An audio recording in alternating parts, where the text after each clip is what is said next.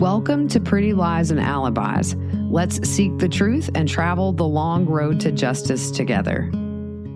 What you know, Alibiers, welcome to another episode of Pretty Lies and Alibis. I'm Gigi. Good to have you here. It's Friday, April 3rd. Hope you guys are ready for the weekend. My baby boy turns 19 tomorrow. Cannot wait to celebrate with him. Got a big year coming up. New baby on the way. My little granddaughter should be here by the end of August. I cannot wait to meet this kid. You guys just don't even know. My Amazon cart is at capacity. So happy early birthday to Mason. Can't tell you how proud I am of him. He is such a good soul. The one thing I haven't done since I've been home from out west is really talk about what it was like being in the room when Kouri Richins was found guilty. Once the jury was sent back to deliberate, they came out about an hour later and said that they were going to check in with the jury around 4:30 and see if they wanted to go home for the weekend or if they wanted to stay and deliberate. And I thought that's really going to tell a lot about what's going on in that room. So a little after 4:30, they came out and told us that the jury wanted to stay and also they were going to order dinner. So I thought that was a great sign. Doesn't seem like we have anybody who is a hard no or has drawn a line in the sand. I was honestly a little worried about the attempted murder charge for Valentine's Day just because there was really no solid evidence of that except through the testimony of people who Eric had talked to. Now, do I believe it? 100%.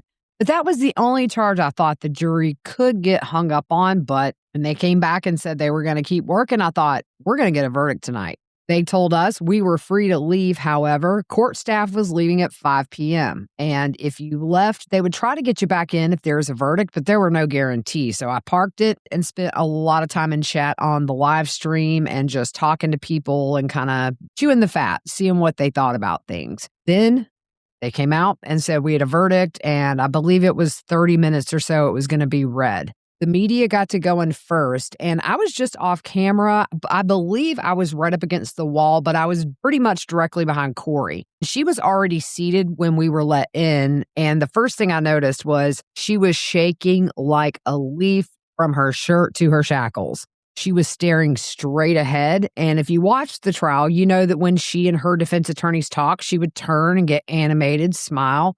But I noticed that when Nestor was talking to her, Kouri was staring straight ahead. And when clearly there was a response needed from Kouri, she didn't even turn her head. She just kept staring straight and would nod her head or just answer very softly. I was not surprised with the guilty verdict, given the fact that I believe it was just under 3 hours that they deliberated. You know, you get those quick verdicts. It's typically not good for the defendant.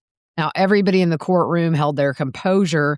I think there was a big feeling of relief that she was held accountable. But if you think about it, at the end of the day, there are no winners. Eric's gone. The boys lost parents. The family lost Eric. And friends lost a good one. And the kids in the community lost an amazing coach and a mentor. That's just the reality of these cases. Guilty verdicts give judicial resolution, but there'll never be full resolution to those who knew and loved Eric. We know eventually she'll be headed to prison. And I did my own Google search, and guess what? There are no luxury prisons for the rich in Utah. I think I have a good idea where she'll end up, but let's talk about first where she is now. I don't think we've ever done this. She is still at the Summit County Jail, and it's unclear if after sentencing she'll be sent to prison or will she wait there for her second trial for the financial crimes. We just don't know yet. But at the Summit County Jail, it's a tiny facility. The food is said to be good. Former inmates say it's small and very clean. Other inmates said they had a microwave in their pod and they had a contained space to be able to go outside freely to get some fresh air.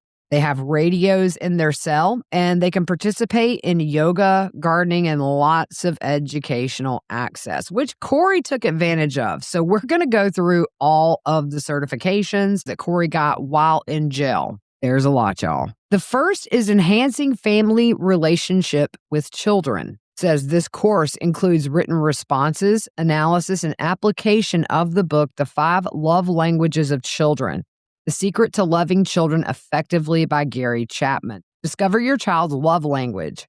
Assist your child in successful learning. Use the love languages to correct and discipline and build a foundation of unconditional love. The boys will be with family until they are of age because mama's going away. She got a certification in utilization of time. This course includes written responses to the book The Timekeeper by Mitch Albom. Father Time is granted his freedom along with a magical hourglass and a mission to teach two earthly people the true meaning of time. The objective is to inspire readers to reconsider their own notions of time and how they spend it. Kouri, that's going to be life in prison. Great Mentors by Winston Churchill. This course includes in-depth written responses to the book Hero of the Empire. The book is a biographical account of the life and legacy of Winston Churchill. Not gonna lie, I would love to read that one, putting it on my list, even though I don't have time to read. She got a certificate of attendance for Crafts for Service. That was for attending and participating in 24 classes. She started that March 11th, 2024, and ended that on June 17th. Another certificate, Awareness Psychology, The Power of Now. This book is written by Eckhart Tolle. Major topics include You Are Not Your Mind, Consciousness, The Way Out of Pain, Moving Deeply into the Now, Find Strategies for Avoiding the Now, The State of Presence, The Inner Body, Portals into the Unmanifested, Enlightened Relationships, Beyond Happiness and Unhappiness, and the Meaning of Surrender. Another, Rejoining Society After Prison. I would say, waste of time for her, but she got that certificate anyway. This course includes written responses to the book Beyond Bars, Rejoining Society After Prison by Jeffrey Ian Ross and Stephen C. Richards. The book focuses on managing a successful reentry into the community and involves the topics of preparation, finding a job, money issues, and avoiding illicit activities. That was a wash. She also completed a 4-month course in Bible study at the Summit County Correctional Facility. Freedom Behind Bars. This course includes written responses to the book Freedom Behind Bars, Mentors from Prison by Donald L. Wright. Emphasis is placed on the student identifying personal lessons from the book's mentors and doing significant introspection to use the lessons of the mentors in their own personal upward journey. There was an independent study. The course involved written responses dealing with analysis and personal application to the book Education of a Wandering Man by Louis L'Amour. The author tells his personal story of dropping out of high school and spending a large part of his life wondering with a hunger for learning. He became one of the most read American authors. Another one that was probably a good idea for her to take, Anger Management. This course includes written responses involving analysis and personal application of the novel The Shack by William P. Young. The book presents a gripping story of a man dealing with the loss of his daughter under the most horrific circumstances. He is forced to come to terms with God's role, forgiveness, and recovering his life. The next one, Great Women Mentors 2, Maya Angelou. This course includes written responses to the book I Want to Know Why the Caged Bird Sings by Maya Angelou. As Angelou confronts her own life, she captures the longing of lonely children, the brute insult of bigotry using the wonder of words. She got a certificate for mindfulness, Finding Peace in a Frantic World. The textbook for the course is Mindfulness, an 8-week plan for finding peace in a frantic world by Mark Williams and Danny Penman. The book provides mindful practices to incorporate into daily life to help break the cycle of anxiety, stress, unhappiness, and exhaustion. She got a certificate for vocabulary building. It's based on the book Word Power Made Easy. It's an intense course learning the definitions, usage, and pronunciation of many hundreds of words in a variety of practical settings. The next, Prison Mentors by Alexander, can't pronounce that last name, y'all. But the book is One Day in the Life of Ivan Denisovich, is somewhat autobiographical, detailing the harrowing account of a man serving 10 years in a Siberian labor camp and prevailing over the dehumanization. Next up was a certificate in Awareness Psychology, The Untethered Soul. This course includes 3 written responses involving personal application to the book The Untethered Soul by Michael A. Singer. The subtitle is The Journey Beyond Yourself. The author explores with the reader the question, who are you? The focus is choice, present consciousness, and unconditional happiness. Next up is a certificate in the course Beside Still Waters. It includes in-depth written responses to the book Beside Still Waters, 52 Reflections of the Divine Within by Donald L. Wright. The book and responses focus on a depth analysis of Old and New Testament transformative verses and their personal application toward expanded vision of individual possibilities. Next up was a certificate in psychology by Abraham Maslow. The course includes in-depth written responses to the book, The Farther Reaches of Human Nature. Maslow explores the complexities of human nature by using both the empirical methods of science and the aesthetics of philosophical inquiry. The next certificate is in the course, Life's Greatest Lessons.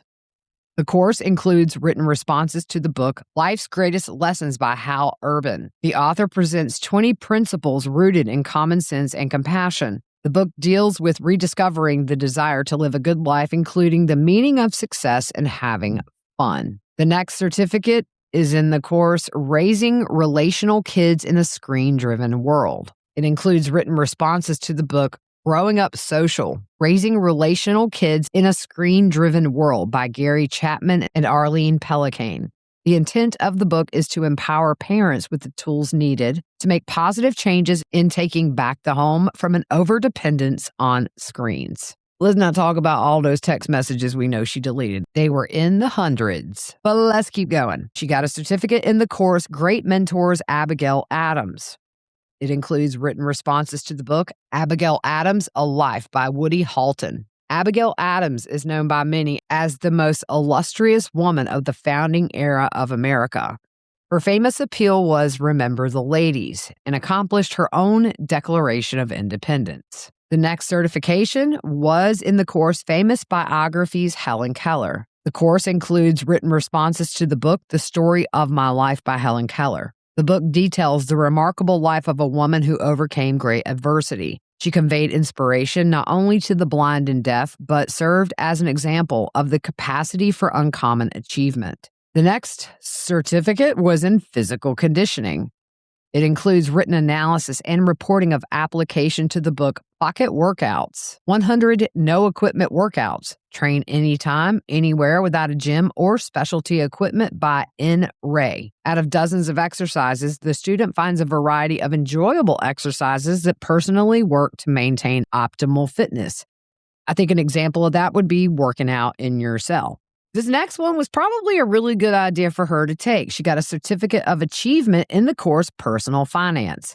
This course includes reading, analyzing, budgeting, and future financial planning.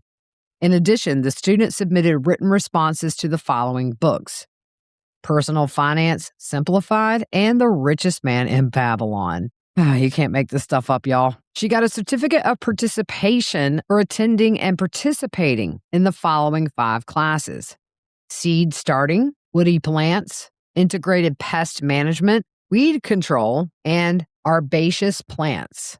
The next was a certificate in the course Faith-Based Parenting. This course includes written responses to the book Grace-Based Parenting by Dr. Tim Kimmel. How to meet your child's 3 driving inner needs for security, significance, and strength with the invaluable gifts of love, purpose, and hope. So sad for those boys. She also got a certificate of completion into arts, and that was for completing a course of art methods. And last, but maybe not last, I might not have all of them, but she completed a 6-month course in American history and the Constitution. So she was getting her learning on while she was awaiting trial there at the Summit County Jail. I looked at different items Kouri can have sent to her through friends and family, and holy expensive. Let me tell you guys what you can get. All right, there is a package called the AM Delight Care Package for $59.99. You get 1 oatmeal variety pack, 1 brown sugar toastum, 1 strawberry toastum, 5 hot chocolate packets, 5 cappuccino packets, 2 bold and rich coffee packets, 10 sweet mate packets, and 10 creamers. Y'all, you could get this stuff at the Dollar Tree for like $10, but I guess that's the price you pay when you're in jail. You can get a meal deal care pack for $59.99. What do you get? 5 chili ramen, 5 beef ramen, 5 spicy vegetable ramen, 5 chicken ramen, a taco pouch, a chili pouch, a lasagna pouch, a saltine box, a tortilla pack, 3 kosher dill pickles, and 1 spicy refried beans. I ain't got to tell y'all how much ramen costs. It's like 30 cents a pack? But you can get all that at the Summit County Jail for the low price of $59.99. Next up is the Soup Lovers Care Package for $39.99. You get 5 chili ramen, 5 Texas beef ramen, 5 chicken ramen, 5 Cajun chicken ramen, 5 beef ramen, a box of saltines, 1 jelly squeezer, and 1 peanut butter squeezer. Again, local Dollar Tree, about $8-9, if that. Next up is the Meat and Soup Care Package for $29.99. You get 2 chili ramen, 2 Texas beef ramen, 2 spicy vegetable ramen, 2 chicken ramen, 2 tuna packs, and 2 Jack's Links meat sticks. This is why I will never go to prison partially. Number one, I just wouldn't thrive, right? I'd just go in the corner and cry for my mama and die. But also, what it would do to my family, they would be broke as a joke because they would be getting me the $59.99 ramen pack, weekly. I love them, but you girls gotta eat. Next up is the Sweet Care Pack, $39.99. You get 1 duplex cookie pack, 1 peanut butter cookie pack, 1 Jolly Rancher bag, 1 tongue torture bag, 1 Starburst pack, 2 Snickers, 2 regular Skittles, 2 of the 3 Musketeers candy bars, 2 plain M&Ms, and 2 Reese's peanut butter cups. My favorite. The next is the Kosher Care Pack for $69.99. You get 2 Snickers, 2 vanilla wafers, 2 Nutty Bar Box, 2 packs of hot cocoa, 2 premium coffee, 2 oatmeal variety pack, and 2 peanuts with no shell. Not gonna lie, the 2 peanuts with no shell might be worth the cost alone. You can get a writing care pack for $13.94. That's 1 golf pencil, 1 eraser block, 5 stamped envelopes, 1 pack of color pencils with 12 in there, and 1 lined writing pad. Now, you can get the Utah Hygiene Pack for $26.20. 1 Irish Spring Bar.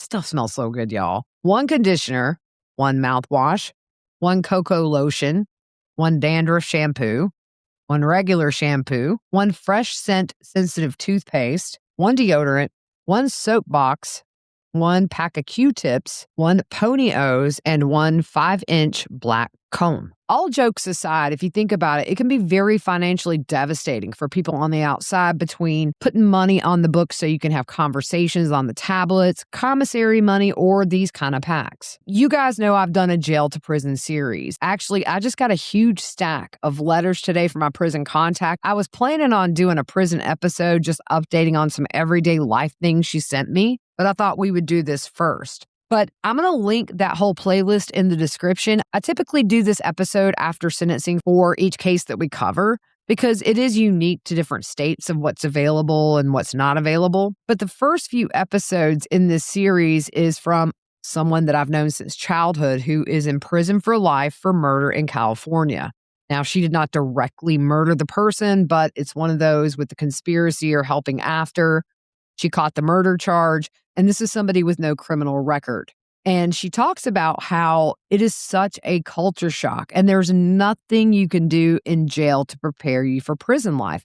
You got to think, Kouri's going from this tiny little facility that seems to be as pleasant as a jail can be to a state prison with a lot of women in there who are career criminals or what they call frequent flyers who are in and out. And she's really going to be like a fish out of water. She can take everything she's learned about inmate life in jail and just toss it out the window and start from the ground up because it is a society within a society and you have to learn on day one how to live that life. But she'll go to intake, which is in Fremont. The description on the Utah DOC website says for the intake process, the Fremont building offers all intake services. This includes records, medical exams, mental health exams, safety interviews, processing, and she also gets temporary housing when the process is complete. The design is in place to help speed the process of getting inmates to their classification-based housing. Now, because Kouri is a convicted murderer, she will likely go to the Utah State Correctional Facility in Salt Lake City. They have a separate unit for convicted murderers. It's called the Emerald Building, and that houses your maximum security inmates. The description for Emerald on the DOC website says the Emerald building houses female maximum security inmates. The building offers in-house services for the female inmates, providing a positive path towards rehabilitation programming, education, and medical care. By offering these services on unit, there's a greater chance to have uninterrupted opportunities. That facility opened in 2022, and they say the facility is state-of-the-art. This facility replaced the old Draper prison. The facility includes housing sections with floor-to-ceiling windows, allowing inmates to benefit from natural light and views of the surrounding mountains. With a capacity of 3,600 beds, it houses inmates in buildings named after Utah waterways. Now, I found the Utah Inmate Handbook. It's not quite as detailed as other handbooks I've found, but let's jump in. All convicted felons will submit to DNA testing, and the cost is $100, and the inmate is responsible for paying that. So money that comes into her commissary, they'll take money out to repay this debt. I say you can't, but it happens all day, every day. You're not supposed to barter, trade items, things like that. No forgery, embezzlement, or theft. We'll see how that goes for Kouri. Cell space. Inmates are to be out of bed by 8 a.m. unless they're sick or have worked a graveyard shift. Beds are to be made for inspection. Bedding cannot be used for curtains, rugs, or any other purpose. Floors are mopped daily, concentrating on corners and toilet areas. No clutter anywhere, including your clothes. Toilets are cleaned inside and out daily. Same with the sink, and no soap residue should be inside or outside the sink. So there are two types of counts in this prison. You have what they call a skin count, and that's just literally counting heads. That happens at midnight, 2 a.m., 4 a.m., and 5 p.m. The stand-up count, which is where you stand up and get in a line, that happens at 12 and 9 p.m. If there is a disturbance in the prison or in the rec yard, they will sound a lay-down siren. The inmate will lay face down on the ground with fingers interlocked and on your head. Also, there is routine testing for unauthorized substances. A female staff member will watch while you go wee-wee. I would get disciplined, y'all. Your girl's got a shy bladder. If you have any disciplinary infractions, it could result in a loss of your privileges as well as fines. If you are fined, it comes right out of your inmate account. Possible discipline can include no calls, no visits, and no recreation. Your mail, your medications, your meals, and your laundry will be given to you in your cell. And also for discipline, commissary is limited to hygiene items and envelopes. Also, any school you're attending or work you're doing, that's suspended. They do offer the Salt Lake Community College Prison Education Program. That started in the spring of 2017, and that's funded through Utah State Legislature. Inmates can earn college credits and work towards an associate's degree through Salt Lake Community College or Snow College. For the bachelor's degree, they can go through the University of Utah. Inmates can apply for Pell Grants and other funding opportunities. They also offer certifications in vocational trades. It's not specific between the men and the women's section. I hope there's no distinction in the two because we got men and women out there doing their thing every day in these fields. But you can get certificates in culinary arts and building trades. These programs are partially funded by the prison's telephone surcharge fees paid by inmates or really by the receiver of the calls. Inmates incur certain costs which are deducted from their accounts. Those deductions include medical co-payments for healthcare services, doctor or dental visits, prescriptions, glasses, dentures, and fines. A percentage of funds contributed to an inmate's account may be used to fulfill any of these financial obligations. One exception is child support, which is deducted from any wages earned while working in the prison. The funds that remain are available for an inmate to spend, and also, if she is ordered any restitution, they will shave off a percentage of every deposit she gets until that is fulfilled. My contact in California, her restitution is so high, it will never be paid off. There are banned publications for books and magazines. These include books by Robert Greene, The 48 Laws of Power, The Art of Seduction.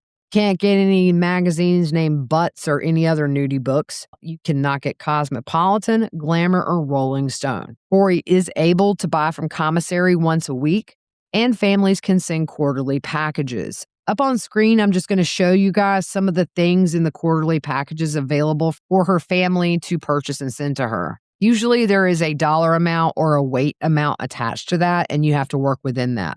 Also, the amount she can spend in prison depends on her housing facility and her privilege level, and also it depends on if there's been any disciplinary issues. For snail mail she receives, all physical mail will be scanned and then printed in color. The original is eventually destroyed. The printed mail will be folded and secured with a staple or tape.